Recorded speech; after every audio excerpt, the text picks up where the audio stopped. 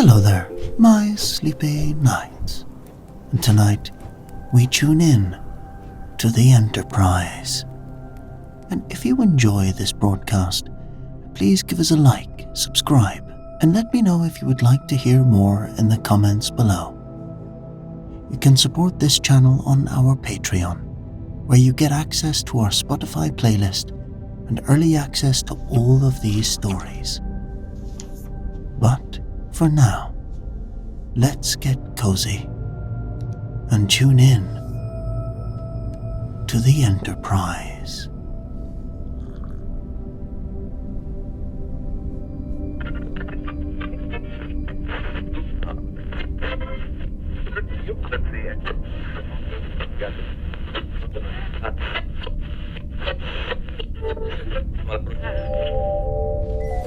You are listening to The Night Watch on Enterprise Internal Communications, Channel 77 Alpha. And now for your new host, please welcome Devon Corbett.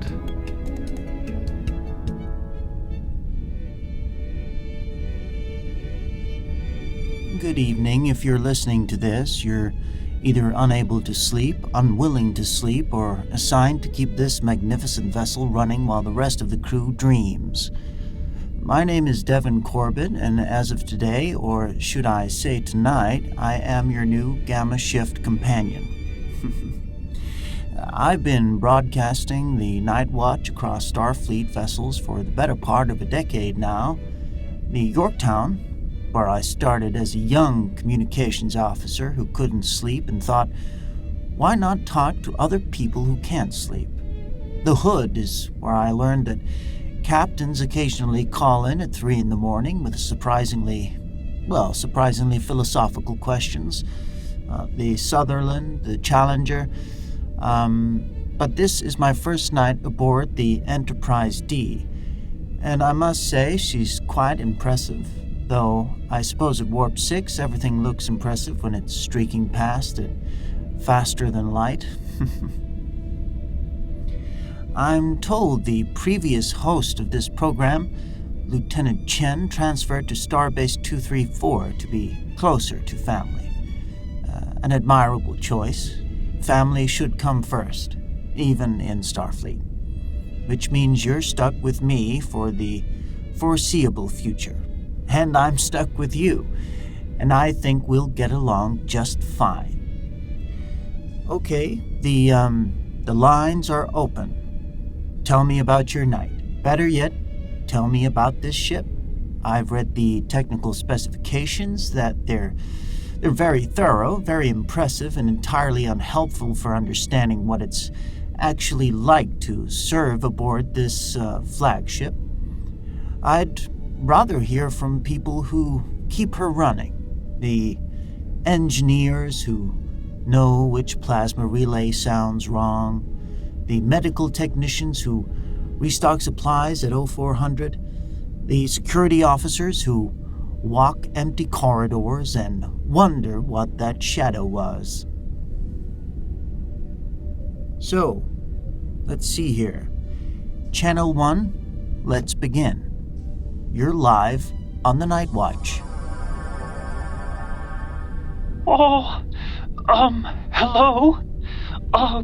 Commander Corbett, is this, am I on the air right now? You are indeed, and you are? Mr. Mott, I run the barbershop on Deck 9. I wasn't sure if I should call. I've been listening to night shift radio for years, and Lieutenant Chen always played such lovely music, and I thought, well, new host, perhaps he'd want to hear about, well, oh dear, oh, this is difficult to discuss. Well, Mr. Mott, I've been doing this for over a decade. I've heard confessions, I've heard complaints, conspiracy theories, and once, memorably, a marriage proposal that was meant for someone else entirely. Whatever you'd like to discuss, I promise I've heard stranger. It's about the captain. Ah, yes, Captain Picard. Yes, Commander Corbett, yes. I don't know how to say this tactfully, so I'll just say it. The captain comes to my barbershop regularly, most weeks, usually Wednesday, around 1500 hours, when his schedule allows, for what he calls a full grooming session. And he's very particular about his hair. Okay, particular in what way exactly? He has, hair on the sides and back, perfectly normal, respectable hair, and I trim those, that's fine, that's normal, barbering. But then he asks me to blend the top and texturize the crown area and make sure there's proper volume up there. Commander, there is no crown area. The top of his head is completely bald, smooth, but he sits there with his eyes closed and discusses styling options for his hair that doesn't really exist, and I don't know, I just wanted to get it off my chest. So let me get this right. So he's aware that he has hair on the sides? Yes, but he seems to genuinely believe there's more going on top than there actually is. Last week, I'm not making this up, he asked if I thought taking it shorter on top would look more professional for an upcoming diplomatic function, and I had to stand there making thoughtful barber noises while pretending to trim absolutely nothing. Oh yes, Captain, this length suits your face shape perfectly, very distinguished, the top looks excellent. And, how long have you been maintaining this ritual? Oh, about 3 years. 3 years of elaborate performance art. I've perfected the sound of scissors trimming hair. I've mastered discussing style options for a bald crown. I even suggested last month that we could add some texture with a slightly layered approach on top, and he said that sounds sophisticated, Mr. Mott. And I spent full 5 minutes making textured cutting motions around his perfectly smooth head. Well, Mr. Mott, I have a question for you. Does Captain Picard seem to genuinely believe his hair extends across the top of his head? Because Captain Picard is, by all accounts, an exceptionally intelligent man. He commands the flagship of the Federation. He's an accomplished diplomat, archaeologist, and tactical officer. Do you really think such a man doesn't know his own head? Well, when you put it that way... What if I suggested that Captain Picard knows exactly what you're doing, and that's precisely why he comes? I don't understand. Well, consider this for a moment. Captain Picard spends his days making decisions that affect thousands of lives. First contact situations, diplomatic negotiations, combat scenarios. The weight of that responsibility must be extraordinary. But regularly, when his schedule allows, he goes to your barbershop, sits in your chair, closes his eyes, and for 15 minutes, he gets to participate in the most mundane, normal ritual imaginable. Getting a haircut. Discussing style choices, worrying about whether the top looks professional enough, like millions of other people do every day across the Federation. It doesn't matter, really, if there's no hair on top to cut. What matters is the ritual itself. The normal, the normal mundaneness of it, the trust. You're giving him permission to pretend, just for 15 minutes, that his biggest concern is his hairstyle, rather than interstellar diplomacy. The trust? What is a haircut, Mr. Mott? If not an act of trust? You put yourself in someone's hands, literally. You close your eyes and trust them to care for you.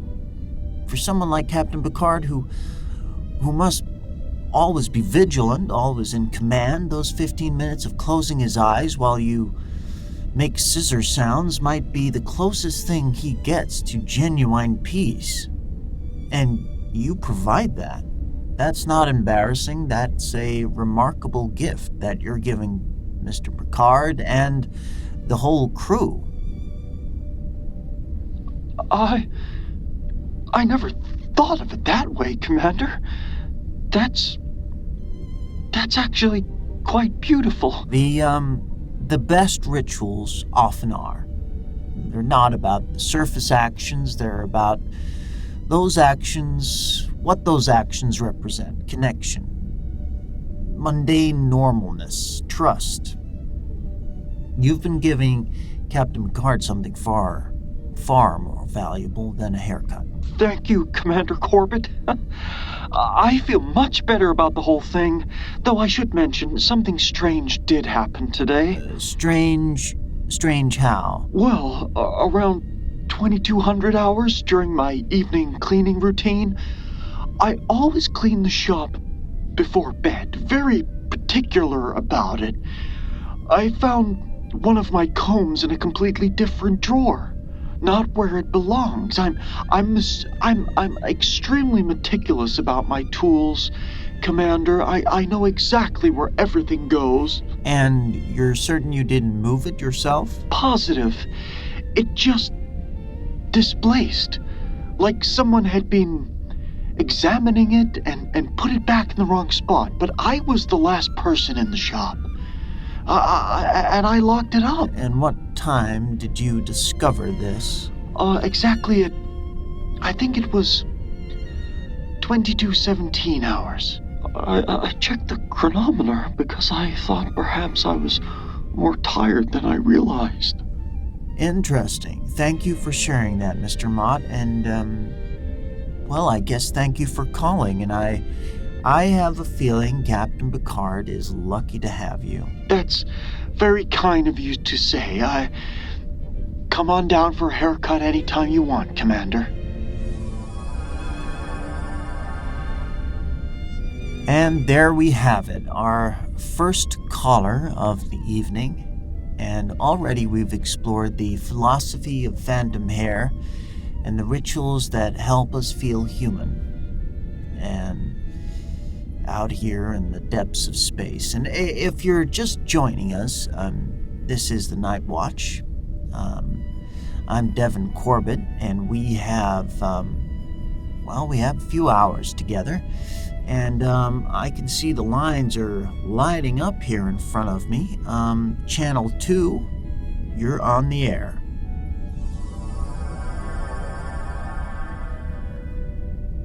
Hey, yeah, this is, Chief Martinez, Transporter Room 4. Chief Martinez, good evening. Welcome to the show. What's keeping you up tonight? I'm on duty, Commander. Someone has to keep the transporters running while everyone else is dreaming about their shore leave plans.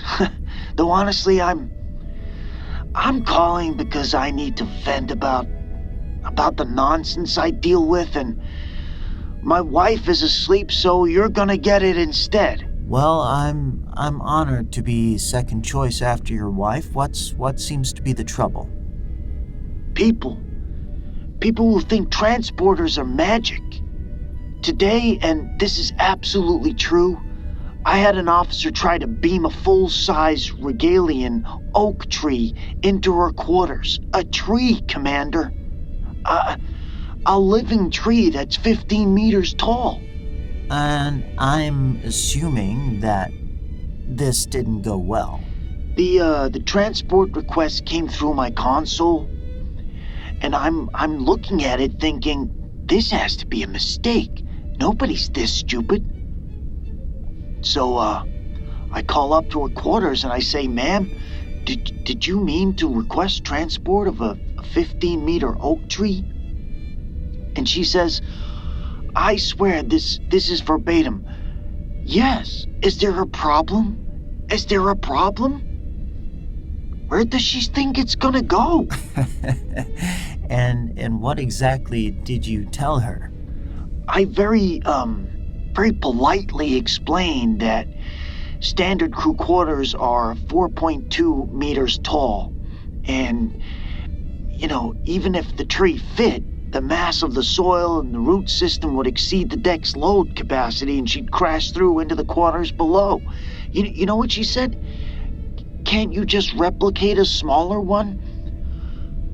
And I'm like, "But then why are you trying to transport the big one?" Yes, I can see the logic is questionable, I'll admit. 10 years I've been running transporters, Commander. 10 years, and every year the requests get more bizarre. I once had a lieutenant try to transport a live targ because she wanted an exotic pet. Do you know what a targ is? Yes, I believe it's a Klingon boar, if I recall. Not particularly friendly. Not particularly friendly? The thing materialized, growling, and immediately tried to kill everyone in the transporter room. It took security 20 minutes to corner it, and by then it had destroyed 3 sets of quarters and traumatized a visiting ambassador from Betazed, who got the full telepathic experience of an angry tar. Captain made that lieutenant clean up all 3 quarters with a mop, no replicators. Well, that seems like appropriate justice. The targ left hoof prints in the carpet. Hoof prints. Do you know how hard it is to clean targ hoof prints out of Starfleet regulation carpet? I have to confess, I don't. What's the strangest transport request? If I can ask you a question, sorry. What's the strangest transport request you've ever approved? Now that's a good question. Let me think. There was a time a cultural specialist needed to transport a Vulcan ceremonial gong. Thing was like 3 meters wide, made of solid bronze, weighed about 400 kilos. She assured me it was essential for her research. Get this. She wanted it transported directly into her office while she was standing next to where it would materialize. That sounds dangerous. Hey, you're damn right it was dangerous. I made her clear the room, transported it in, and you know what? It materialized exactly where I told her it would. Right in the spot where she'd been standing 30 seconds earlier, she turned pale, real pale. And she thanked me very quietly and never made another risky transport request again. Sometimes, people need to see exactly how powerful these systems are. A lesson in humility through near-death experience. Very Starfleet.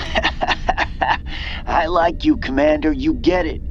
Most people think transporter chiefs are just button pushers. They don't realize we're keeping them from accidentally materializing inside a wall or arriving with missing vital organs. Yes, you sure are the unsung heroes of space travel. Exactly, though I should mention something weird happened earlier around 2200 hours, maybe just after that, about half an hour after that. I was running routine diagnostic and the pattern buffer showed a minor fluctuation. Nothing serious, but the readings were off about 1.8 seconds. Like the system was slightly out of sync. Really? Out of sync how? I can't really explain it. The buffer thought it was 2230, but the ship's clock said it was a different time. Just a tiny discrepancy, but in transporter operations, timing is everything. A 1.8 second error could theoretically, well, let's not think about what it could do. And if I can ask you, did you report this? Ran a full diagnostic, everything came back normal. Figured it was just a sensor glitch, but it bothered me enough that I'm still here keeping an eye on things. Your dedication is admirable, Chief, and noted. Thank you very much for calling, and thank you for the stories. Anytime, Commander. Anytime you need material for your show, I got 10 years worth. All right, good night. Well, that was Chief Martinez, ladies and gentlemen, keeping us from materializing inside walls. Okay, let's see here. Channel 3, you're on the air. Hello. This is, Ensign Williams from Cargo Bay 4. I am experiencing difficulties with my emotions. Ensign Williams from Cargo Bay 4. Well, Welcome to the program. Tell me about these emotional difficulties and when exactly did they start? They began approximately 3 hours ago when I felt sadness about misplacing a, personal item. How unfortunate. And what exactly was this item? It was a photograph of my family. Your family? Your family on Earth? Yes, Earth. The human homeworld where humans reside. Yes, it's quite a popular planet, I understand. And this photograph, was it in a physical format or stored digitally? It was physical. I find physical photographs more emotionally resonant. They have sentimental value that exceeds their practical utility. That's actually quite poignant, Ensign Williams, though I should mention a few things I've noticed about our conversation. First, according to the crew manifest, there is no Ensign Williams assigned to Cargo Bay 4. Second, the way you pause before selecting adjectives, emotionally resonant, sentimental value, suggests you're choosing from a database of appropriate emotional responses rather than experiencing them naturally. And third, Lieutenant Commander LaForge sent me a message earlier today warning me that his friend Commander Data might call to test whether I was as observant as my reputation suggests. Lieutenant Commander LaForge warned you. I'm afraid he did. He also mentioned that you've been very curious about whether I'd figure out it was you. So, Commander Data, welcome to the Night Watch, and I'm flattered by the attention, quite frankly. I see. What specifically indicated my identity beyond Commander LaForge's warning? Well, your combat signature appears on my console showing your location, Deck 2, Section 4, in your quarters, but even without that technological advantage, your speech pattern is remarkably distinctive. The precise way that you construct sentences, the logical progression of your word choices, and of course the human homeworld where humans reside was perhaps slightly obvious. I see. I attempted to include casual redundancy to sound more human. Humans frequently state obvious information for social comfort. Well, that's true, but there's a specific cadence to it. A human might say, "Yeah, back on Earth where I'm from," with a slightly nostalgic tone. You said it like you were reading an encyclopedia entry. It's subtle, but it's noticeable. Fascinating. I will need to develop more sophisticated deception protocols for future attempts. Well, I look forward to them, Commander Data, though I'm curious, was there something you actually wanted to discuss, or was this purely experimental? I am genuinely curious about your background, Commander. You have broadcast from multiple Starfleet vessels over many years. what compels a person to spend so much time talking to strangers in darkness? Well, that's actually a rather profound question, Data. May I answer it honestly? Please, I am genuinely interested. Well, I find that people reveal their truest selves at night, Commander. During the Alpha shift, everyone wears their professional mask. We're all performing our roles: the competent officer, the dedicated crew member, the person who has everything under control. But at night, alone at a console or walking an empty corridor, that mask tends to slip. You hear what people actually think, what they fear, what they dream about, what makes them laugh when nobody's watching. It's the closest thing to genuine human connection that exists on a starship, I think. During the day, we're all colleagues, following protocols. At night, we're just people trying to get through the darkness together. Does that answer your question, Commander Data?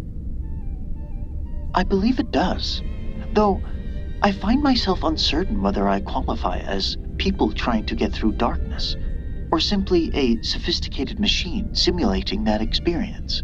Do you feel like you're simulating it?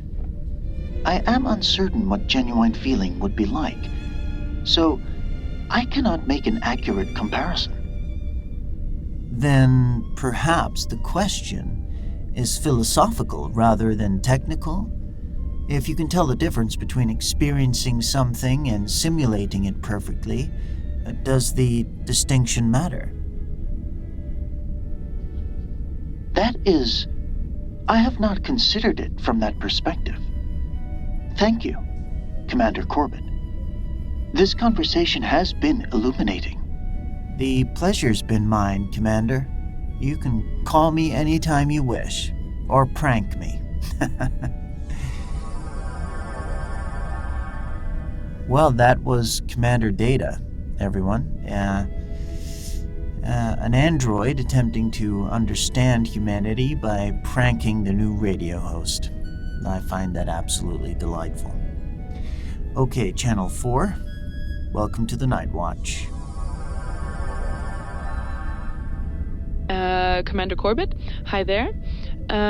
This is Lieutenant Sato from the Arboretum. Lieutenant, good evening. How are things in the botanical section tonight? Well, slightly chaotic, I would say. I'm calling because, Commander Riker decided to harmonize with my singing ferns last week, and now they won't stop performing the Klingon national anthem. I'm sorry, the ferns learned the Klingon national anthem? So, they absorb musical frequencies and reproduce them. It's like a sort of fascinating evolutionary adaptation.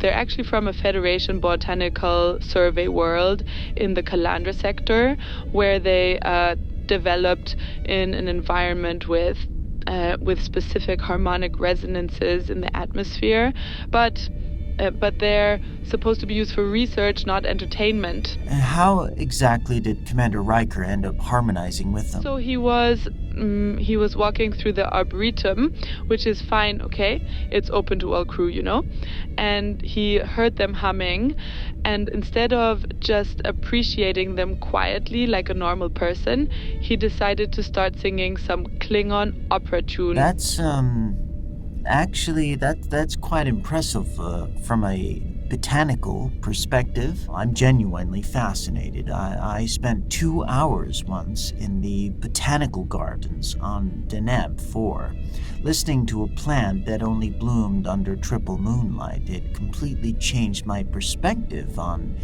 patience and natural rhythms. Your ferns sound far more interactive. Tell me, how exactly they work. Really? You actually want to know? I absolutely do. So they have these specialized cellular structures in their leaves that function similarly to organic resonance chambers, and when sound waves hit them at specific frequencies, between around 220 and 440 hertz, the cells vibrate and store the pattern. Then they can reproduce those patterns by releasing controlled amounts of gas through microscopic pores, which creates the humming sound. It's basically like they're playing themselves like tiny organic flutes. That's quite remarkable. How long do they retain the musical information? Well, it depends really, I think, on the complexity. So simple tones, maybe a few days, but something like the Klingon national anthem with its complex harmonic structure could be weeks, months even. They're still processing the data, essentially learning it.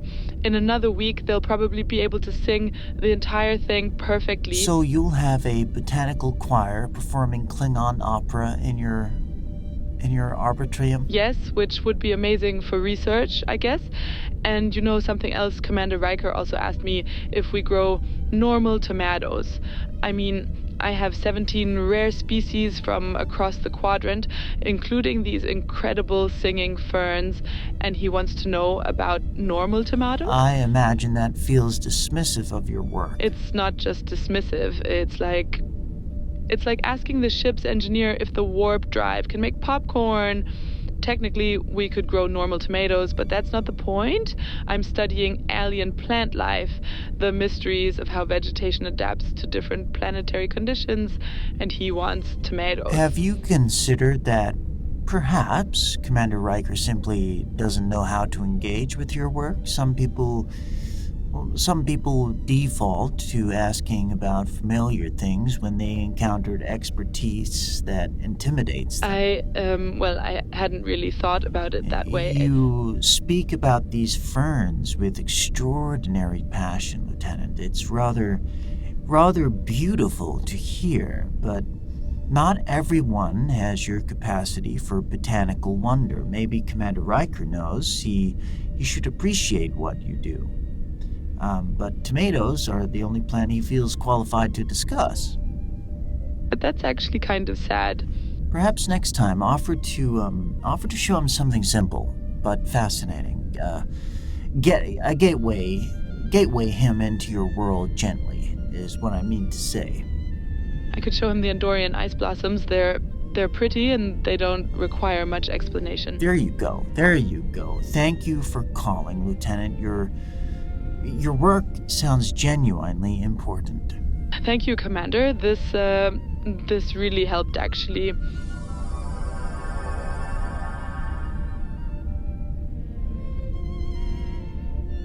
And that, dear listeners, is how we turn frustration into understanding. This is Night Watch, and if you're listening, I'm Commander Corbett. This is my first night here aboard the Enterprise, and okay, Channel 5, you're on the air.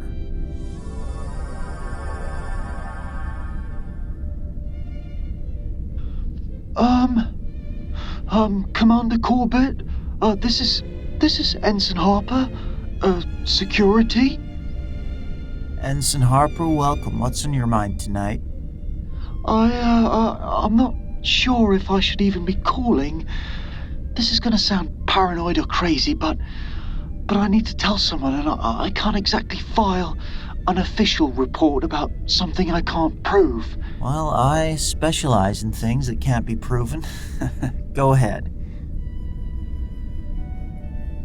I keep seeing shadows in Jeffrey's Tube 47, like movement in my peripheral vision. But every time I look directly at them, there's nothing there.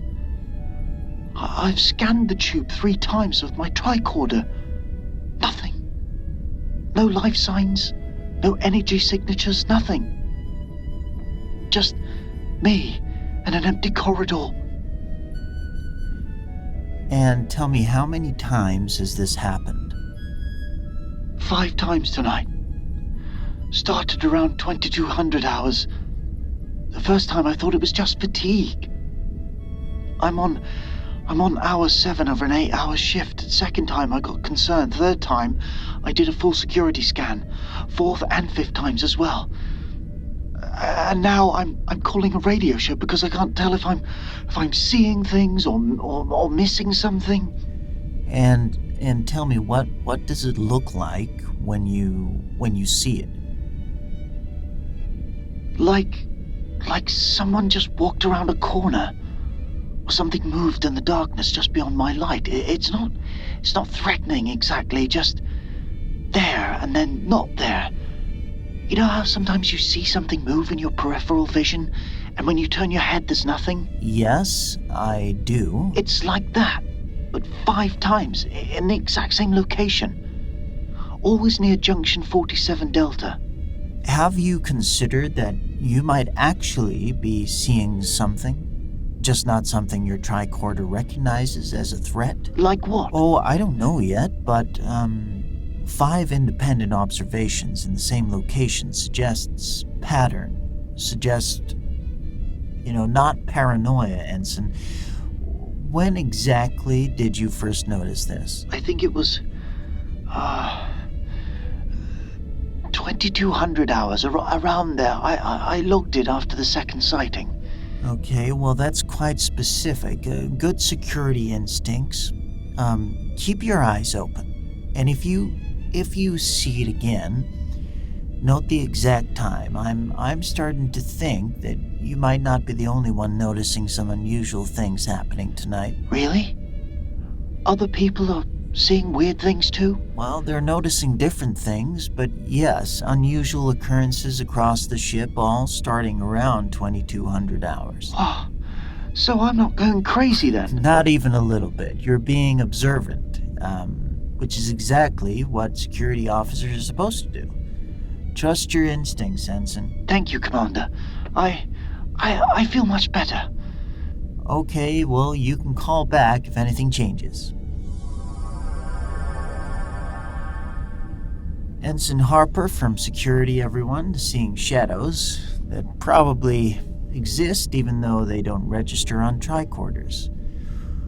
Well, we are collecting quite a list of anomalies on my first night aboard. Okay, let's go to Channel 6. You're live on the Night Watch. Commander Corbett, this is Lindara. I'm a medical technician on night shift in sickbay. Lindara, good evening. And how are things in sickbay tonight? Quiet, thankfully. No emergencies, just routine work. But I'm calling because, well, you seem like someone who might understand unusual perceptions. I'm listening. Okay, well, so I'm betazoid, telepathic. And normally on a ship like this with over 1,000 people, the telepathic noise is constant. It's like, imagine standing in a crowded room where everyone's having different conversations. You can't hear any single conversation clearly, but the collective noise is always there. Background hum of emotions and surface thoughts. That sounds overwhelming. It is, yes. But you learn to filter it out. But Gamma Shift is different. Most of the crew is sleeping, and sleeping minds are quieter. Dreaming minds have a different quality. Softer, less directed. It's the only time I can actually hear myself think clearly. It's peaceful. I imagine that's a rare experience for a betazoid on a starship. It is.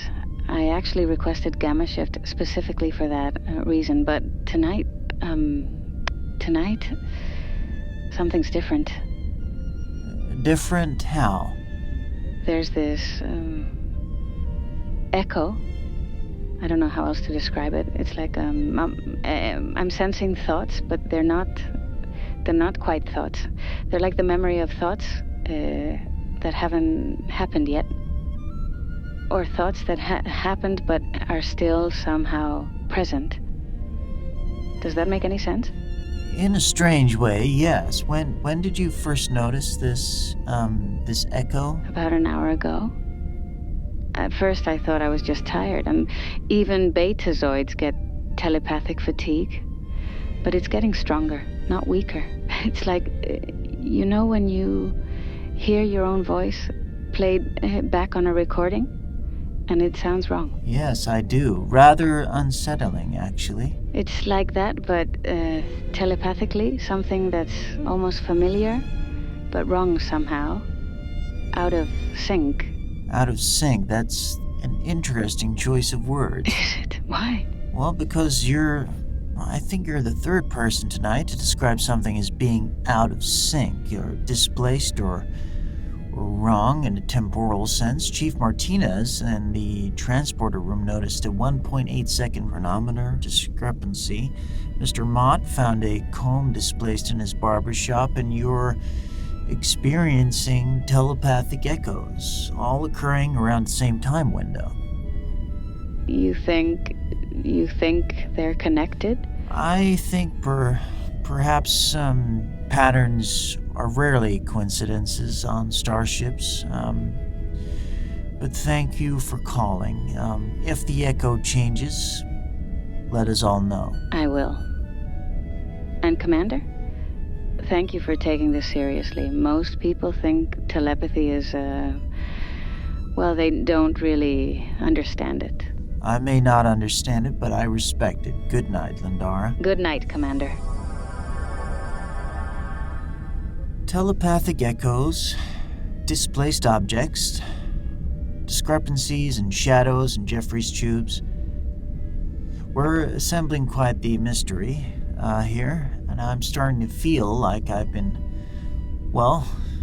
stumbled into a detective story on my first night aboard. Okay, let's see here. Channel 7, you're live on the air. Commander Corbett, this is Lieutenant Worf. Security.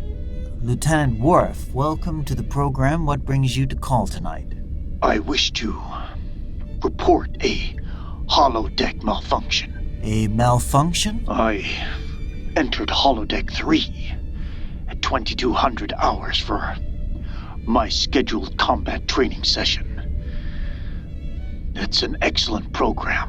The Battle of Klok de Kelbracht. Very realistic warriors. And instead I found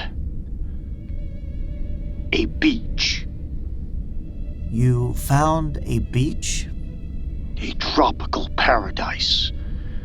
Palm trees, holographic birds making cheerful noises, and worst of all, beverages with tiny umbrellas arranged on tables. It was inappropriate for combat training. Yes, the decorative parasol. Not exactly standard Klingon warrior equipment. You find this amusing? No, not at all, Lieutenant. I'm genuinely curious about something. You could have immediately exited and contacted operations about the program error, but I'm guessing you stayed? Why is that? The sunset was interesting.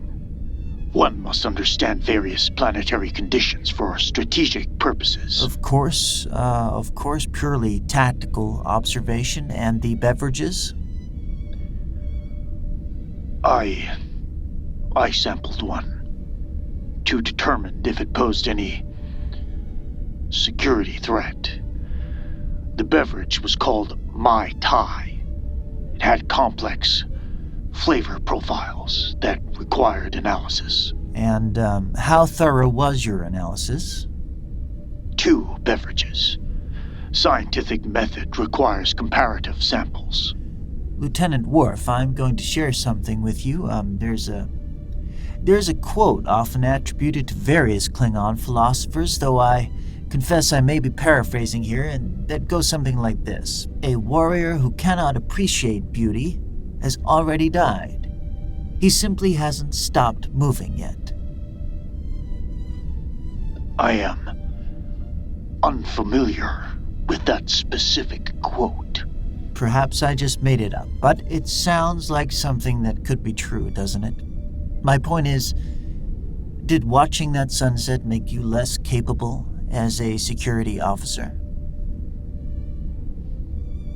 No, it did not. And did enjoying those Mai Tais compromise your ability to serve with honor? They were surprisingly well balanced, and no. Then perhaps the real question isn't why the beach program was running, but why you feel you need to justify having found it pleasant. There's no Starfleet regulation requiring security officers to avoid tropical beverages, is there?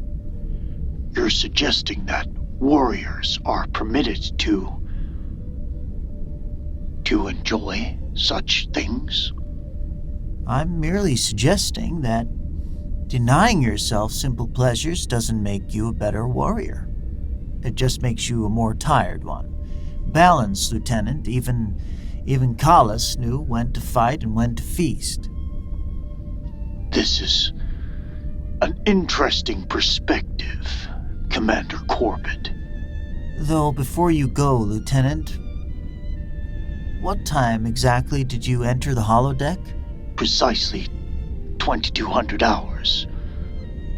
I am always punctual. And the beach program was already running when you arrived?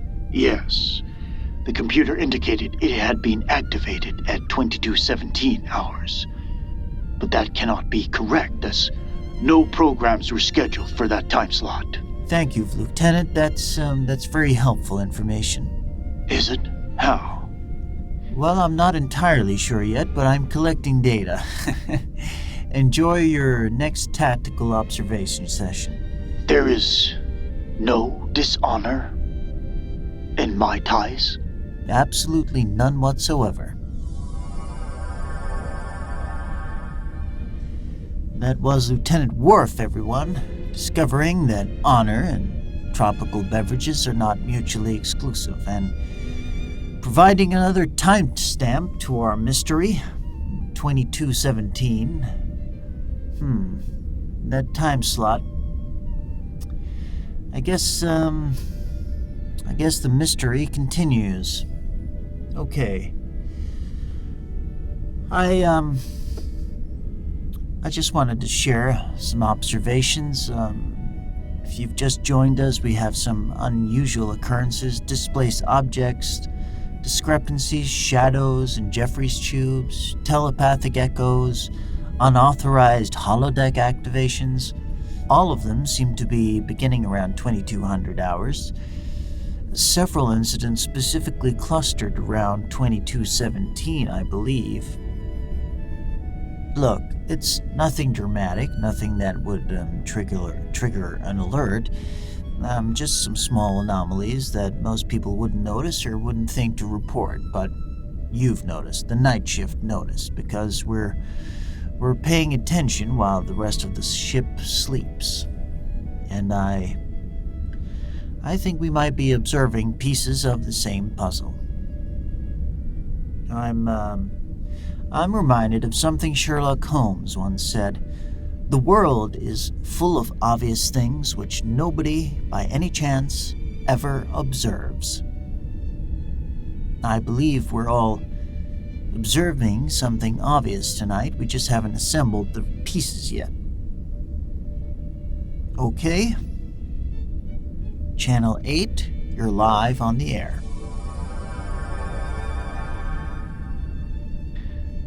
Evening, Commander. Name's O'Sullivan. Engineering, the gamma shift on warp core monitoring. O'Sullivan, good evening. How's the warp core behaving tonight? Well, that's the thing, isn't it? It's behaving fine. All readings normal, power output steady, temperature nominal. But it sounds wrong. It sounds wrong? Wrong how? Well, I've been working engineering for 8 years now, Commander. You learn the sounds. You know, the normal hum of the warp core, the specific pitch when it's running at cruise speed, the little variations when we adjust power distribution. You know it like your own heartbeat. And, tonight it sounds different? Aye, it does. Started around 22:17. It's like, have you ever heard someone hum a tune? That's what it sounds like. Like the warp core is humming something, almost melodic, if that makes any sense. Well, believe it or not, it makes more sense than you might think. You're the second person tonight to mention unexpected music. Lieutenant Sato's Ferns are singing the Klingon national anthem. The Singing Ferns. Those ones from the Federation survey world. The very same. Well, the warp core isn't singing anything specific, but there's definitely a tonal quality that shouldn't be there. Lieutenant Commander LaForge says it's normal, and I trust his judgment more than my own, but... But your instincts are telling you something's different? Exactly. And in engineering, ignoring your instincts is how you end up with a warp core breach. I would say trust those instincts, O'Sullivan. If anything changes, report it immediately. And thank you for calling in. Will do, Commander. Good night. Good night. Well, the warp core humming like it's a learned tune. Ferns singing Klingon opera. Strange. Okay. We have another call. Com line 9, you're live on the air.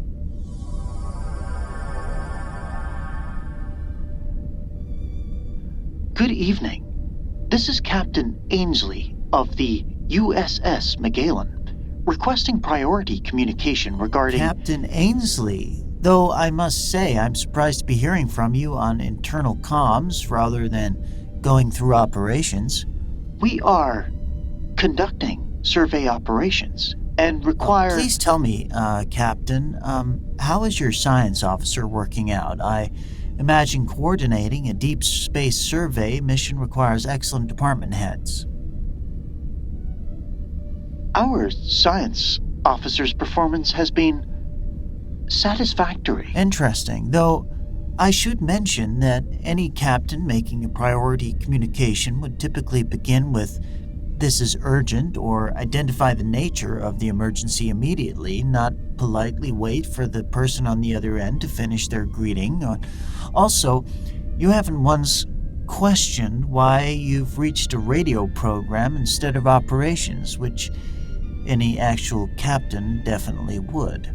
Commander Data, your vocal modulation was nearly perfect this time. You almost had me for 3 full seconds before the science officer question, which I made up entirely to see how you would respond. But, there's considerable improvement. 3 seconds represents a huge improvement over my first attempt, and I did not detect that your question was fabricated. Indeed it does. You're learning, Commander. Progress is progress, even in the art of deception, and that's another lesson. Humans often test each other with false information to gauge reactions. Fascinating. I had not considered that deception detection itself might involve deception. It's rather recursive, isn't it? But you've perfected the technical elements. Maybe apart from the voice and the cadence. What you're still really missing is the unpredictable element of human behavior. A real captain making a priority call might have sound rushed or irritated or at reaching a radio program instead of operations, or demanded an immediate transfer to the bridge. Humanoids aren't optimized for efficient communication, Commander. We meander. We digress. We're wonderfully inefficient. So effective deception requires intentional suboptimal communication patterns. In a sense, yes, though I prefer to think of it as jazz rather than deception, improvisation within structure. You're playing all the right notes, just not quite feeling the right rhythm yet. fascinating metaphor. I shall incorporate jazz theory into my deception protocols. Well, I look forward to your next attempt with great anticipation. Though, Commander, before we continue this philosophical discussion, I need to ask you something professional. You have access to all ship systems, don't you? I have extensive clearance to most operational systems, yes. Well, if I may tell you, several callers tonight have reported anomalies, shadows in Jeffrey's Tube 74, items displaced in various locations, lots of discrepancies, unusual sounds from the warp core, all occurring around 2200 to 2300 hours, with a particular clustering around 2217. Have you noticed anything unusual in the system logs? I have not been actively monitoring for minor anomalies during gamma shift. However, I can initiate a comprehensive diagnostic review. Well, I would sure appreciate that, Commander. I think we're seeing pieces of a larger pattern occurring on the show tonight. I shall begin immediately. If I discover anything significant, I will contact you, Commander. Thank you. And Commander Data? Yes? This conversation has been genuinely illuminating. I really appreciate your persistence in trying to deceive me. It's rather endearing. Endearing? I had not considered deception as a potentially endearing behavior. Thank you, Commander Corbett. Commander Data, everyone. An android learning the art of jazz-like deception while simultaneously helping solve gamma shift mysteries. I'm quite enjoying my first night aboard the Enterprise. And that is a priority callback. Sound, let's see here. Commander Data, that was a remarkably quick check there. You're live on the air, Commander. Commander Corbett, I have completed my diagnostic review of ship systems for the time period in question. Already? That's rather impressive. I am capable of processing information at significantly accelerated speeds compared to biological entities. I have detected several anomalies that may explain tonight's unusual reports. Okay, I'm listening. First, I have identified a 0.3% variation in power distribution across 17 different sections over the past 6 hours. These variations are minor enough to avoid triggering automated alerts, but significant enough to cause minor system fluctuations. Which could explain unusual sounds or displaced objects? Potentially, though not comprehensively. More significantly, I have detected chronometer discrepancies across multiple ship systems, approximately 1.8 seconds of temporal displacement, affecting 12 distinct sections. Temporal displacement, as in time? Correct, Commander. Several ship sections are registering timestamps that do not align with the primary ship chronometer. The discrepancy is small but consistent. All affected systems show the displacement beginning at precisely 2200 hours. 2200 hours. That's very interesting. Affirmative. And more significantly, all affected sections connect via Jeffrey's Tube 47. The same tube where Ensign Harper reported seeing shadows. Correct. I'm now detecting residual temporal displacement in that specific location, approximately 1.8 seconds out of phase with normal ship time. Out of phase? So Harper was seeing what? Temporal echoes, perhaps? That is the most accurate description, Commander. He was observing events occurring 1.8 seconds in the past or future, depending on the specific phase variance. The shadows he reported were likely crew members walking through that junction at slightly different temporal coordinates. That's absolutely fascinating, Commander Data, and somewhat concerning. Commander, this sounds like something we should report to the bridge? I have already notified Lieutenant Worf. he is dispatching a security team to cordon off Jeffries Tubes 47 and surrounding areas. However, I should note that the temporal displacement appears to be decreasing. It is currently at 1.1 seconds and declining steadily. So it's resolving on its own? Affirmative. Based on current decay rate, ship time should fully synchronize across all systems within 47 minutes. Whatever caused the displacement appears to have been a temporary phenomenon. Can I ask you, Commander, what could cause something like this? Several possibilities exist. We pass through a region of elevated chronician particle density at approximately 2200 hours. We may have briefly intersected with a quantum filament. There is also the possibility of natural temporal anomaly. Space-time occasionally exhibits localized instabilities that affect chronometer accuracy without causing significant navigational hazards. So the entire ship experienced a minor time hiccup, and now we're just noticing the after effects? This is an accurate, if informal, assessment, Commander. The Enterprise briefly slipped 1.8 seconds out of phase with normal spacetime.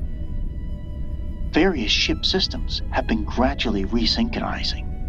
Which explains everything, really. The displaced objects, they were moved by crew members operating slightly out of temporal sync.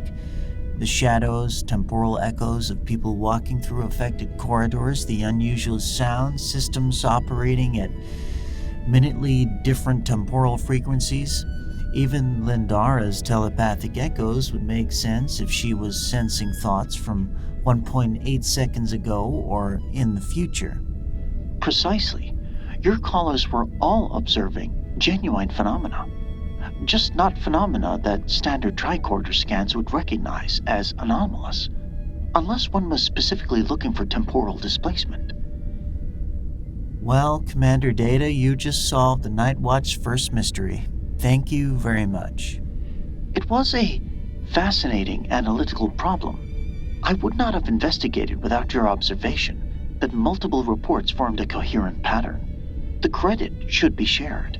Then we make an excellent team, Commander. Will you call back and let me know when the ship times fully synchronizes? I shall, though I may attempt one additional deception beforehand. I wouldn't have it any other way. Good night, Commander.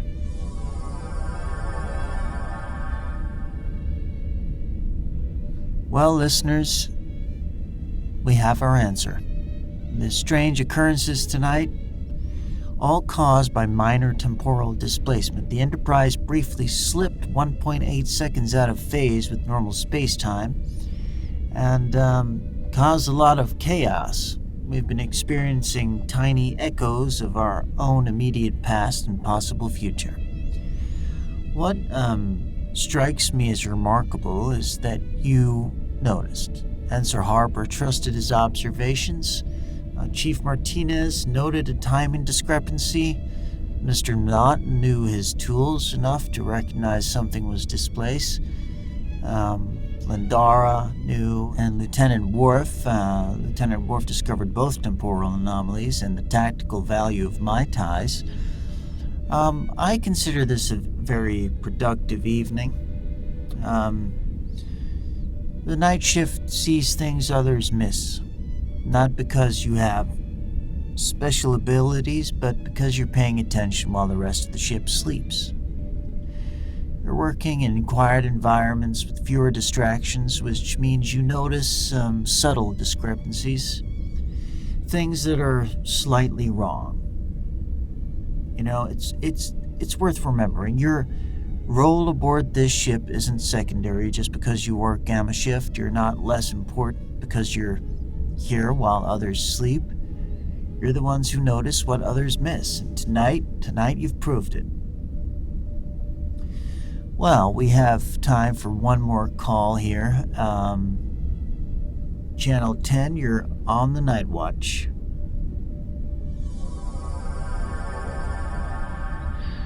Commander Corbett, It's Harper again, from security.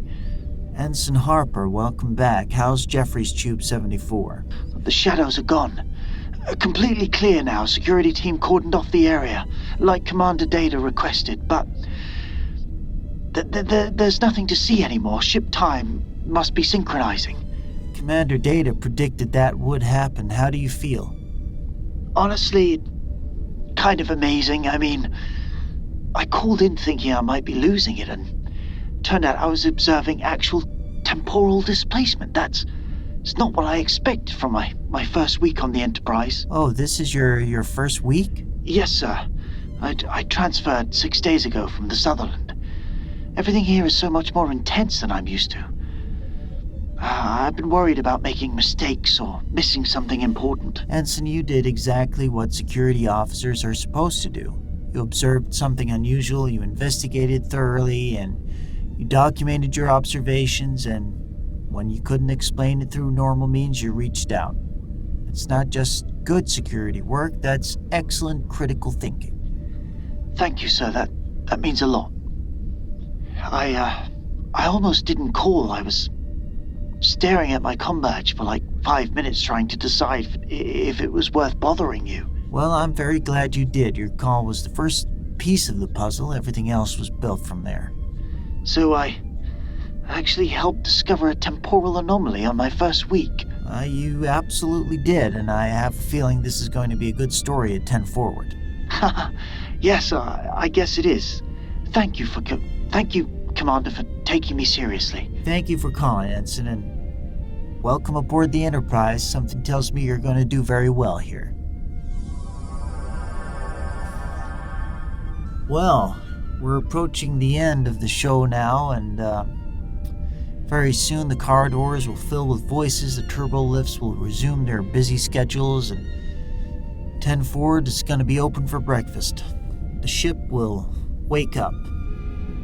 Well, to everyone who called tonight, thank you. You've welcomed me to this ship in the best possible way by trusting me with your strange observations, your frustrations, your stories, and of course your mysteries. This is what I want this show to be about. And if you like it, please drop me a message or phone in, and just whatever you want to do. I hope you enjoy tonight.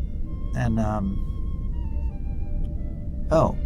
Commander Data has just sent me a message confirming that ship time is now fully synchronized across all systems.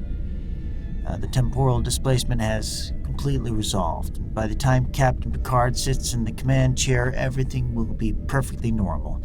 All systems show green. The chronometers will be accurate. Those mysterious shadows will be gone. Okay. I've hosted on quite a few different shows, but I don't think I've ever had a first night quite like this one. You've set the bar very high, Enterprise. I'm looking forward to see what tomorrow brings. And I guess all that's left to say is this is Devon Corbett, and you've been listening to The Night Watch. Good night. Take care.